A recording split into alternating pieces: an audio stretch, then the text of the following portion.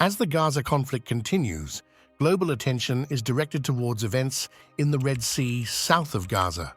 This might escalate the Israel-Hamas conflict into a regional crisis that is already impacting the world economy.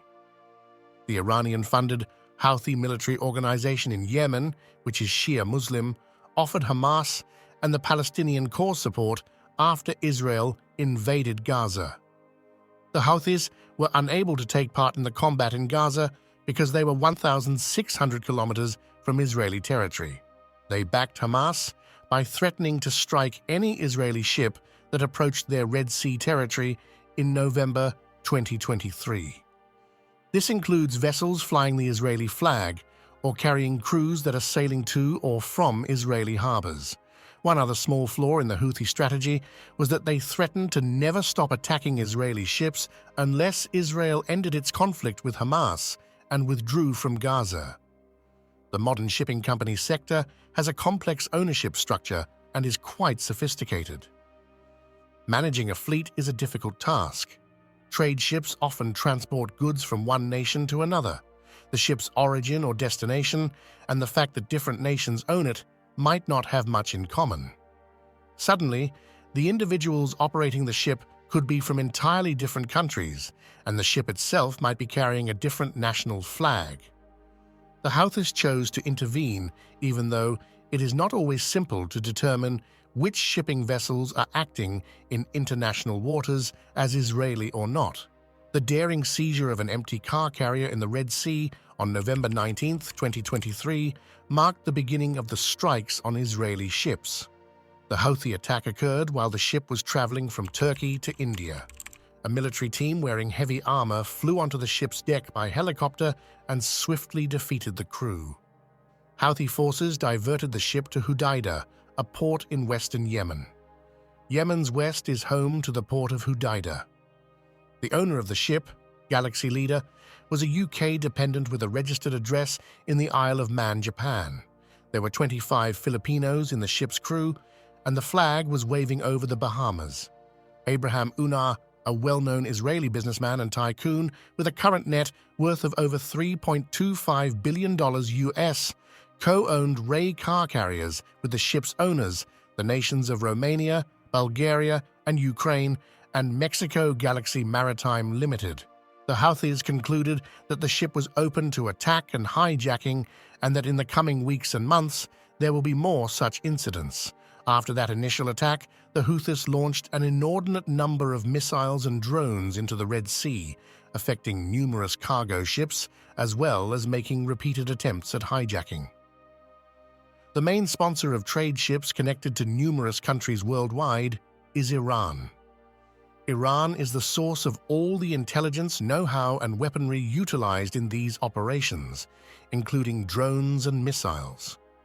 The Houthis were formerly a loose coalition of militias, but Iran has gradually converted them into a military force that resembles a state and is a serious threat. They currently have a large arsenal of guided anti-ship cruise missiles and hordes of low-cost explosive kamikaze drones that they use to take control of anti-air defense systems in the maritime environment. With Iran's help and their sheer numbers, the Houthis have developed into a potent and well-armed piracy force, unlike earlier pirate gangs that sailed from Somalia to loot commercial ships in the Arabian Sea. With their much more desired position, the Houthi pirates intend to cause damage to the global economy. They presently hold much of the country's coastline and population in the northwest of Yemen, which gives them an advantage in the worldwide commerce battle and allows them to take control of ships, missiles, and drones into this crucial artery. The main marine route connecting Asia and Europe is the Red Marine, which has two tiny gates on either side. The Suez Canal runs through Egypt in the northern section, while the Bab al-Mandeb Strait connects Yemen and Djibouti in the southern part. As one of the quickest routes between Asia and Europe, ships from nations like China frequently use the passage between these Red Sea ports to convey finished goods and raw materials. For nations like India, South Korea, Taiwan, and Japan, this is the recommended way of shipping to the huge European consumer market. This trade route is also essential for the worldwide transit of energy resources, such as oil and gas, from countries like Russia. Oil and gas from the Persian Gulf are traveling into Europe via one route, while Kazakhstan and Azerbaijan are traveling towards Asia via the other. As a result, the Red Sea currently handles about 12% of global trade volume on an annual basis. This comprises about 10% of the world's aquatic oil, 30% of the world's container ship traffic, and 8% of all LNG. The Suez Canal handles 50 commercial vessels a day on average. Only the Singapore Strait in Southeast Asia ranks higher globally in terms of importance as marine barriers for globalized trade than the Bab al-Mandab Strait and the Suez Canal combined. Due to the massive volume of energy and trade that regularly runs through the Red Sea, Russia is just one of several nations and players whose top priority is the stability and security of the region. To deliver LG resources and their own crude oil to their new principal clients, they continue to depend on the Red Sea as their primary shipping route. Kazakhstan and Australia also use the route, although to a lesser degree, for oil shipment in addition to China and India. Like Japan, China sees the Red Sea as the most crucial route for obtaining Russian energy supplies and shipping its produced goods to the European consumer market. Nearby Djibouti is home to overseas military bases operated by China and Japan to guard their separate trade routes to Qatar. The Red Sea serves as the primary commercial route for exporting gas supplies to Europe, with alternative destinations being Saudi Arabia and the United Arab Emirates. Bahrain, Kuwait, and Iraq use the Red Sea as their main trading route for delivering crude oil to Europe. The Red Sea serves as their main commercial route via the United States, via which they import manufactured goods from Asia and energy supplies from the Persian Gulf. Washington wants to ensure continued shipping across the Red Sea to maintain the health of the global economy and the international system.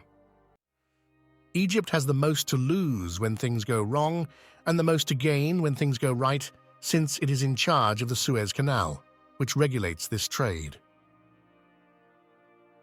Earlier times. The administration of the Suez Canal imposes a number of fees and tariffs on every vessel that uses the canal, as it is their only alternative. There is only one geographical route for ships to encircle Africa, and that is the other, slower route that goes around the Cape of Good Hope between Asia and Europe.